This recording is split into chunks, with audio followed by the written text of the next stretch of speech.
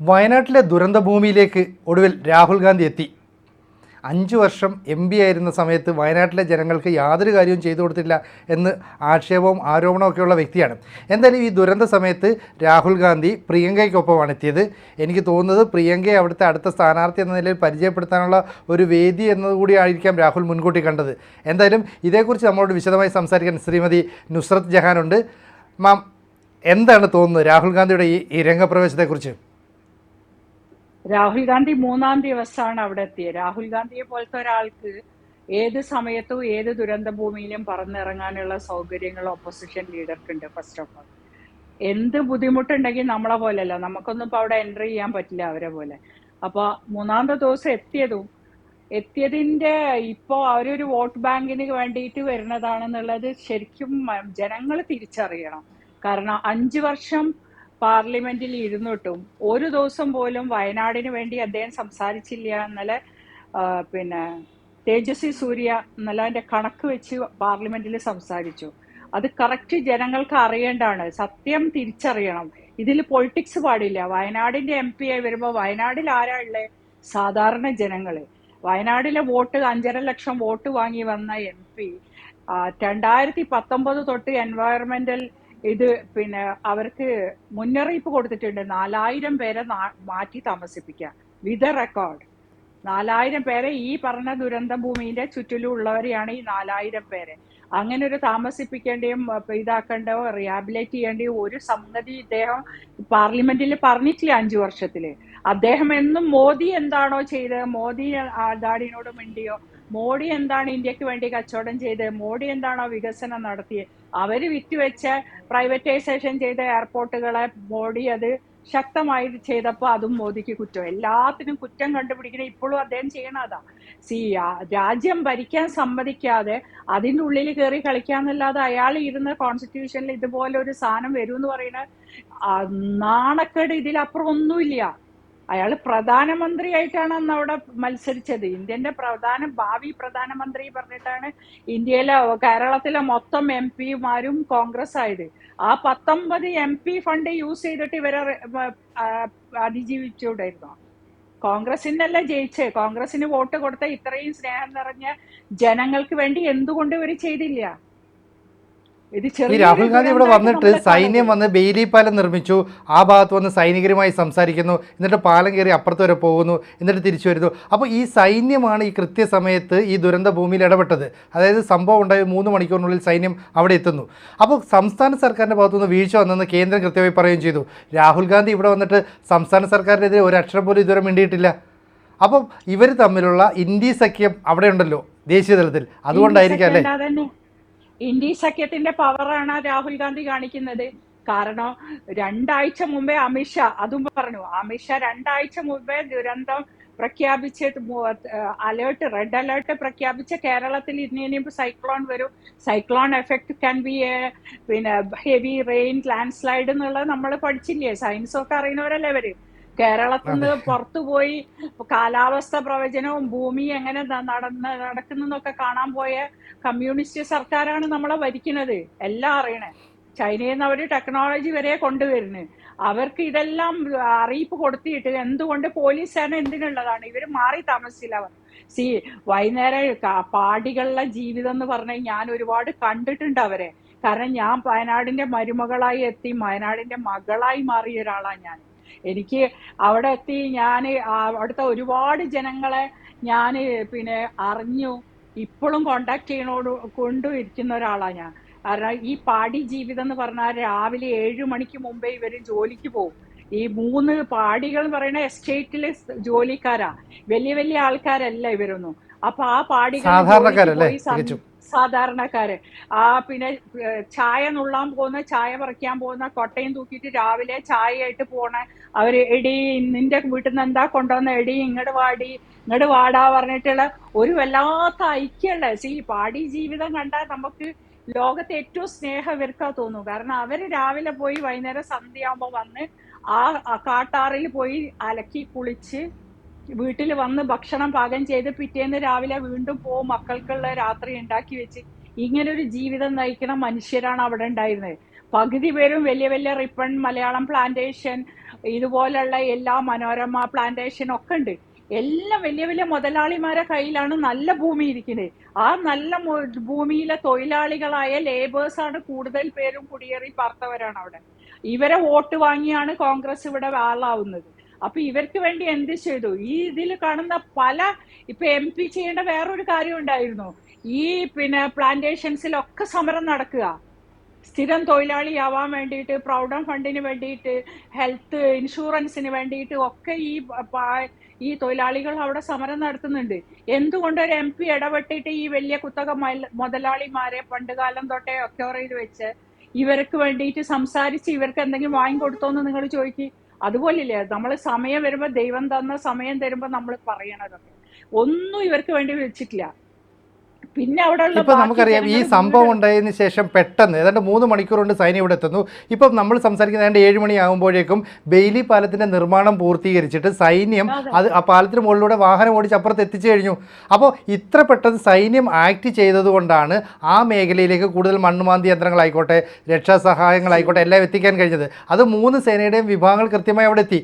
ഇന്ന് മുഖ്യമന്ത്രി പിണറായി വിജയൻ അവിടെ എത്തിയപ്പോൾ ഈ സൈന്യത്തിൻ്റെ സേവനത്തെ പ്രശംസിച്ചു, സൈന്യത്തെ അഭിനന്ദിച്ചു. അവരൊരു വലിയ സേവനമാണ് ചെയ്തതെന്ന് പറയുന്നു. അപ്പോൾ രാഹുൽ ഗാന്ധി വരുമ്പോഴും ഈ ബെയിലി പാലത്തിൻ്റെ നിർമ്മാണം അടക്കം നടന്നുകൊണ്ടിരിക്കുകയാണ്, സൈനികരോട് സംസാരിച്ചുകൊണ്ടിരിക്കുകയാണ്. അപ്പോൾ കേരളത്തിൻ്റെ വലിയ ഒരു ദുരന്തത്തെ സൈനികരാണ് സഹായിച്ചത്. ആ മേഖലയിൽ സൈനികരുടെ ഇടപെടലുണ്ടായി, ഒരക്ഷരം പോലും പറയുന്നില്ല.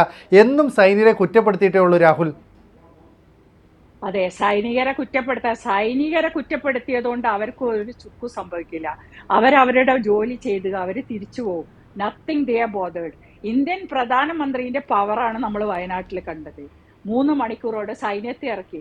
കേരളത്തിലെ പോലീസും പണ്ട് ED ഇതിനെ ട്രേസ് ചെയ്ത് വിമാനം കൊണ്ടുവന്ന് PFI ലീഡേഴ്സിനെ പൊക്കിക്കൊണ്ടുപോയാൽ നമ്മൾ കണ്ടല്ലേ.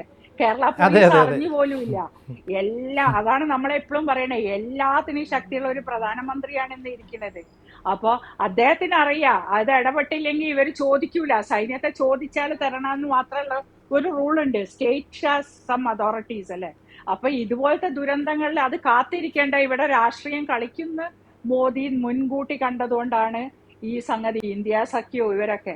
അതുകൊണ്ട് ഗവൺമെന്റിനെ കുറ്റം പറയാനൊന്നുമില്ല. അവര് നമ്മളെ പറ്റിക്കാൻ വേണ്ടിയിട്ടുള്ള സഖ്യങ്ങളും അല്ലേ അവര് പറയുള്ളൂ. അപ്പൊ ഈ ദുരന്ത ഭൂമിയിൽ ഫുൾ ഏറ്റെടുത്ത് ഫുഡ് എല്ലാ സംഗതികളും, പാലം മാത്രമല്ല, അവരെ മാത്രമേ അടുപ്പിച്ചിട്ടുള്ളൂ. അപ്പൊ ഇതിനൊന്നും കുറ്റം പറയണ ഒരു സ്റ്റേറ്റ്മെന്റ് പോലും കേരളത്തിനെ പറ്റി ഒന്നും രാഹുൽ ഗാന്ധി പറഞ്ഞായിട്ട് നമ്മൾ കണ്ടില്ല. അയാൾക്കൊന്നും പറയാൻ കഴിയില്ല. രാഹുൽ ഗാന്ധി എന്ത് പറയണ, എന്താ ഈ ജനങ്ങൾക്ക് വേണ്ടി ചെയ്തത്? പിന്നെ അദ്ദേഹം നോക്കണ്ടേ, അദ്ദേഹം ഇത്രയും ഗോഡ്സ് ഓൺ കൺട്രി പറഞ്ഞ സ്ഥലത്ത് ഇത്രയും ഒരു ഹിൽ ടോപ്പ് ഏരിയയിൽ വന്ന് ഇവിടെ ഈ പറഞ്ഞ പോലെ ഗാഡ്ഗിൽ കമ്മീഷൻ വന്ന് 2011 തൊട്ട് 3 ഘട്ടമായിട്ട് നമ്മുടെ ഈ ഒരു എൻവയറമെന്റിന്റെ വെസ്റ്റേൺ ഘാട്ടിനെ തിരിച്ചിട്ട് വേണം. This is all high risk ഏരിയയിലാണ് ഈ വീടുകളും റിസോർട്ടുകളും ഒക്കെ ഉള്ളത്. അതൊക്കെ ഒരു MP ആ മണ്ഡലത്തിലെ എല്ലാ സ്ഥലങ്ങളും കാണണം. എന്തൊക്കെ ഈ നാട്ടിൽ നടക്കുന്നുണ്ട് പോലും അറിയില്ല. അയാൾ വന്ന് വോട്ടിന് വരും, അല്ലെങ്കിൽ വരുമ്പോ ഒരു ജാഥക്ക് വരും. ഇതിനു വേണ്ടി വയനാടിന് ഒരു MP വേണ്ടാന്നുള്ളത് ജനങ്ങൾ പറയണം. അയാൾ റിസൈൻ എഴുതി പോയി, അയാളെ നാട്ടിലേക്ക് സ്ഥാനം കിട്ടിയപ്പോ. ഇതൊന്നും അയാൾ പാർലമെന്റിൽ പറയാന്നവരെ പറ്റിയിട്ടില്ലാത്ത അയാൾ വയനാടിന് ഇല്ലാത്ത തന്നെയാ നല്ലത്. പോയത് നല്ലതാ.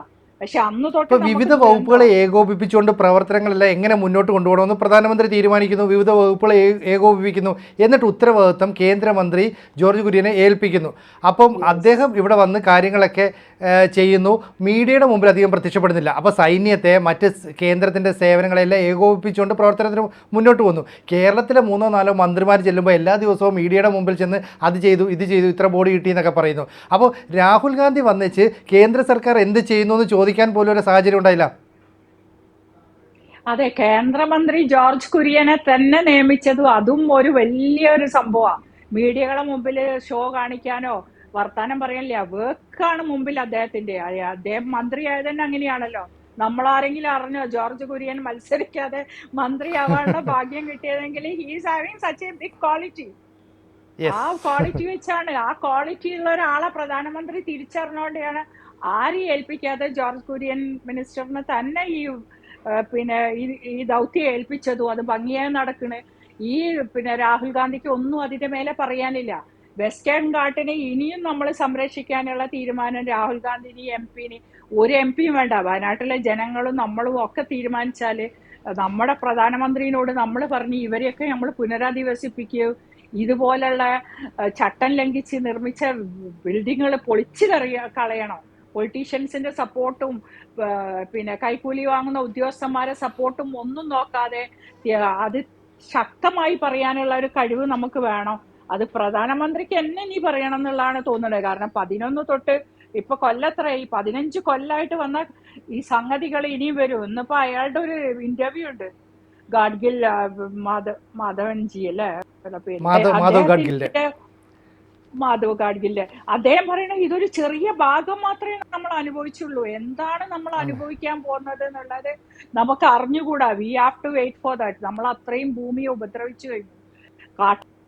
കാട്ടാനകൾ പുറത്ത് പറഞ്ഞു കാട്ടാന വന്ന് കൊല്ലണം. ആ കാട്ടാനന്റെ മുമ്പിൽ ഇന്നൊരു അമ്മ പോയി നിന്ന് അതിരാത്രി അന്ന് ഗാഡ്ഗിൽ പറഞ്ഞ മറ്റൊരു പ്രധാനപ്പെട്ട കാര്യമുണ്ട്. കാരണം ഇത്തരത്തിലുള്ള ദുരന്തങ്ങൾ ഉണ്ടാകാൻ ഇനി നമ്മൾ പതിറ്റാണ്ടുകൾ പോലും കാത്തിരിക്കേണ്ട കാര്യമില്ല. വളരെ പെട്ടെന്ന്, അതായത് 5-6 വർഷത്തിനുള്ളിൽ തന്നെ നമുക്കിത് കാണേണ്ടി വരും. അന്ന് നിങ്ങളും ഞാനും ഒക്കെ ജീവിച്ചിരിക്കുമെന്ന് പറഞ്ഞു.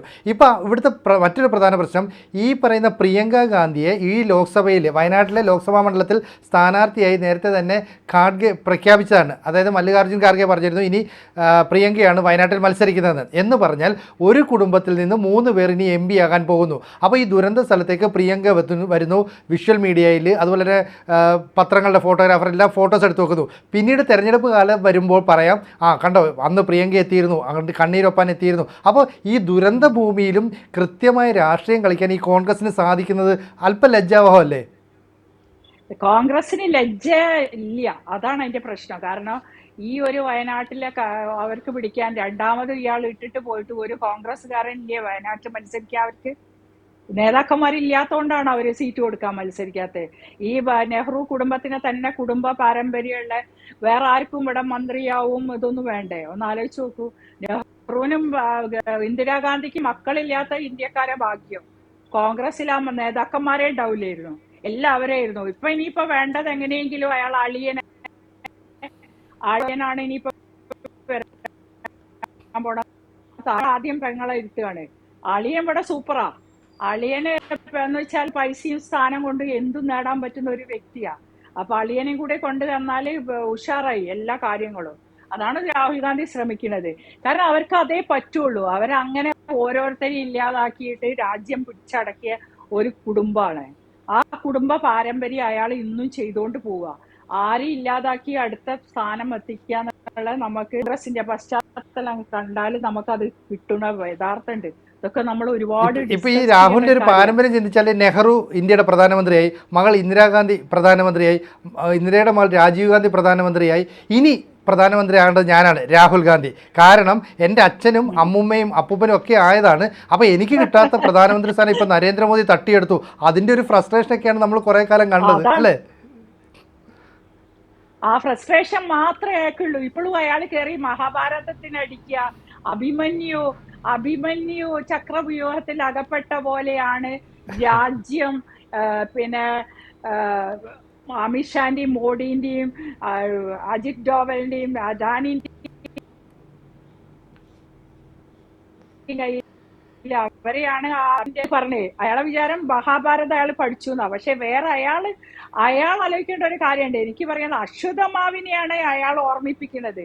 പാണ്ഡവകുലം ഒറ്റാളുമില്ലാതെ തീർക്കണമെന്ന് ആലോചിച്ച അശ്വത്ഥമാവ് പിന്നെ അവരുടെ കുടിലുകളും അവിടുത്തെ എല്ലാം വന്നിട്ട് ഒറ്റയടിക്ക് ഇല്ലാക്കാൻ കയറി വന്ന അശ്വത്ഥമാവാണോ ഈ രാഹുൽ ഗാന്ധി എന്നാണ് നമ്മൾ പേടിക്കേണ്ടത്. പക്ഷെ കാര്യമില്ല. കൂടെയുള്ളത് പ്രപഞ്ചത്തിന്റെ നാഥനായ കൃഷ്ണനായിരുന്നു. മഹാഭാരത യുദ്ധത്തിൽ പാണ്ഡവന്മാരെ ശക്തി, മേലെ ഹനുമാൻജിന്റെ കൊടി ഉണ്ടായിരുന്ന മഹാഭാരതം അയാൾ മറക്കണ്ട. ഇത് കമ്പയർ ചെയ്യുമ്പോൾ അശ്വത്ഥമാവിന്റെ റോളായി അവസാനത്തെ കണ്ണിയായിട്ട് വരുന്ന ആൾ, അവസാനത്തെ കണ്ണിയായിരുന്നു മഹാഭാരതത്തിൽ അല്ലെ, കൗരവർക്ക് വേണ്ടി നിന്ന്. ആ റോളാണ് ഇദ്ദേഹം എടുക്കാൻ വരുന്നത്. പക്ഷെ അശ്വത്ഥമാവിന്റെ ഗതി തന്നെ കളിച്ചാൽ കിട്ടുന്നുള്ള അയാൾ മറക്കണ്ട. ഇതും പറഞ്ഞുകൊണ്ട് എപ്പോഴും ഇങ്ങനെ മോദീനെ അടിക്കുക. ഇന്നിപ്പോ അവിടെ വന്ന് മോദീനെ അടിക്കാനൊന്നും കണ്ടില്ല. പാലം കണ്ടപ്പോ ഒന്നും പറയാനില്ല. പാലം അയാൾ അടിച്ചിട്ടുണ്ടാവും. അതാണ് നമ്മുടെ ഈ സമയത്ത് നമ്മളെ ചിരിക്കണമെന്ന് പറയും ആൾക്കാര്. പക്ഷെ ഇതെല്ലാം നമ്മൾ പറയണം. നമ്മളെ കൺമുമ്പിൽ നമ്മളോടാണ് ദൈവം പരീക്ഷണം നടത്തിയേ. മരിച്ചുപോയോലോ അവിടെ അകപ്പെട്ടവരോടും അല്ല ദൈവ പരീക്ഷണം, നമ്മളെയാണ് പരീക്ഷിക്കണേ. നമ്മൾ എന്ത് ചെയ്യൂ? വയനാട് കലക്ടർ വിളിക്കാനോ ഒന്നും കാത്തിരുന്നില്ല. ജനങ്ങൾ അവിടെ എത്തി ബാക്കി കാര്യങ്ങൾ ചെയ്യണോ. ഇന്ന് സൈന്യത്തിന്റെ കയ്യിലാണ് ആ ഫുൾ സ്ഥലം. ഇതാദ്യം ചെയ്യാത്തത് കൊണ്ടാണല്ലോ പോലീസിനെ ഉപയോഗിച്ചിട്ട് ഈ ജനങ്ങളെ താമസിപ്പിക്കേണ്ടിയിരുന്നില്ല. അത് താമസിപ്പിക്കാത്ത ആളെ കാത്തിരിക്കേണ്ട ആവശ്യമില്ല എന്ന് ഉള്ള റെക്കോർഡോടോ കൂടി തന്നെയാണ് അവർ വന്നിരിക്കുന്നത്. എന്തായാലും സൈന്യം കൃത്യമായി ഇടപെട്ടു, ഒടുവിൽ ബെയിലി പാലം നിർമ്മിച്ചു. ഇനി തുടർ നടപടികളൊക്കെ അടുത്ത ദിവസങ്ങൾ നടക്കും. ഇപ്പോൾ രാഹുൽ കാണിച്ചത് അക്ഷരാർത്ഥത്തിൽ ഒരു ഷോ മാത്രമാണെന്ന് ജനങ്ങൾക്ക് മനസ്സിലായിട്ടുണ്ട്. അപ്പോൾ പ്രിയങ്കയും രാഹുലും ചേർന്ന് ദുരന്തഭൂമിയിൽ ഒരു ഷോ കാണിച്ചു എന്ന് എല്ലാവർക്കും മനസ്സിലായിട്ടുണ്ട്. അപ്പോൾ ഇതുമായി ബന്ധപ്പെട്ട കൂടുതൽ വാർത്തകളൊക്കെ വരും ദിവസങ്ങളിൽ നമുക്ക് ചർച്ച ചെയ്യേണ്ടതുണ്ട്. ഇപ്പോൾ നമുക്ക് നിർത്താം. Thank you. കൂടുതൽ വാർത്തകളും വിശേഷങ്ങളും നിങ്ങളിലേക്ക് എത്താൻ ABC മലയാളം സബ്സ്ക്രൈബ് ചെയ്യുക, ബെൽ ബട്ടണും അമർത്തുക.